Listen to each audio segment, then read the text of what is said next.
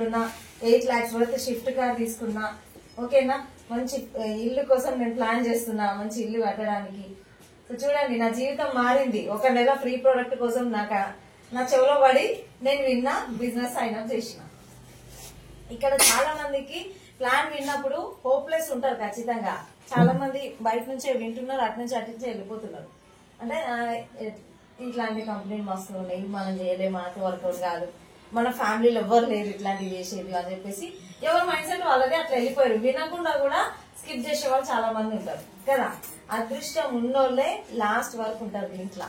తర్వాత రాసి పెట్టున్నోళ్ళు మాత్రమే, మంచిగా రాసి పెట్టున్నోళ్ళు మాత్రమే ఈ బిజినెస్ లో సైన్ అప్ చేస్తారు, లాంగ్ టర్మ్ ఉంటారు. అలా నాకు ఈ అవకాశం my great upline Sandhya madam తిరుగు వచ్చింది, డబుల్ యూనివర్సల్ క్రౌన్ డైరెక్టర్. మేడంకి ఒకసారి మేడం వండర్ఫుల్ లీడర్, నిజంగా సింపుల్ హోమ్ మేకర్. నేను అంతకుముందు సంధ్య మేడం చూసిన, నేను అప్పుడు ఎలా ఉండే అక్కడ వేరే కంపెనీలో, అక్కడ తన ఇన్కమ్ ఎలా ఉండే, ఈ బిజినెస్ లోకి వచ్చినాక తన ఇన్కమ్ ఎలా ఉంది. So my great అప్లైన్స్ Anjaneya sir గాని, శ్రీనివాస్ సార్ గాని, పురుషోత్తం దాస్ సార్ గాని, వీళ్ళందరినీ నేను గత 9 సంవత్సరాల నుంచి చూస్తున్నా. 9 సంవత్సరాల ముందు నుంచి నాకు వీళ్ళందరూ తెలుసు. సో వాళ్ళు ఎలా ఉండే, వాళ్ళ లైఫ్ ఎలా ఉండే, బండిలో పెట్రోల్ కి కూడా డబ్బులు లేకపోతుండే వాళ్ళ జేబులో. అలాంటి పర్సన్స్ ఈ రోజు లక్షల ఇన్కమ్ వాళ్ళ అకౌంట్ లో పడుతుంది నెలకి. మరి నేను స్ట్రాంగ్ గా నమ్ముతానా, నమ్మనా కదా. నేను కళ్ళారా చూసిన వాళ్ళ లైఫ్ స్టార్టింగ్ నుంచి వాళ్ళని చూస్తున్నా, ఇప్పుడు వాళ్ళ లైఫ్ చూస్తున్నా. నేను ఇంకా గట్టిగా నమ్మిన వెస్టీజ్ లో నా జీవితం మారుతుంది అని. సో స్టార్ట్ చేసిన అనమాట, ప్రోడక్ట్ వాడడం స్టార్ట్ చేసిన, నలుగురికి షేర్ చేయడం. ఇందులో బిజినెస్ పర్పస్ మీకు అర్థమైందా? ఏంటి బిజినెస్ అంటే ఏంటి, ఎట్లా చేయాలి అని ఏంటి ఒకరు చెప్పండి. కొత్త వాళ్ళు ఫస్ట్ టైం మీటింగ్ వచ్చిన వాళ్ళు ఎవరు? మీకు ఎట్లా అర్థమైందో చెప్పండి, ఎవరు ఏమనుకోరు. ఫస్ట్ టైం మనం కొంత ప్రోడక్ట్ తీసుకుంటే ఇన్కమ్ పాయింట్లు వస్తే ఇన్కమ్ వస్తుందని అర్థమైంది.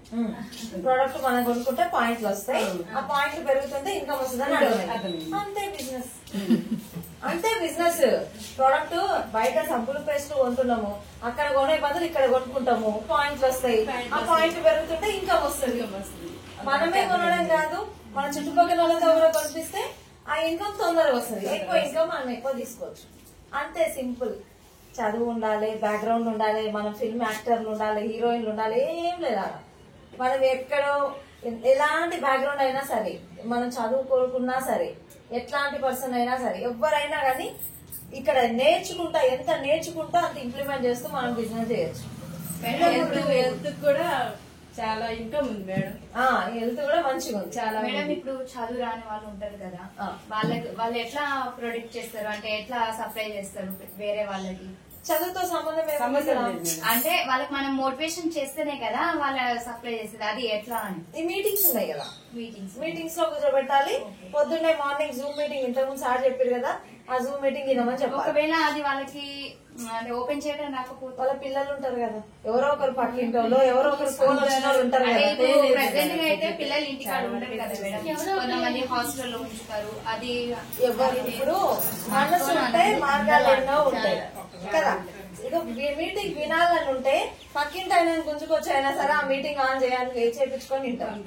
మా మమ్మీ ఏం చదువుకోలేదు, మా డాడీ 10th క్లాస్ చదువుకున్నారు.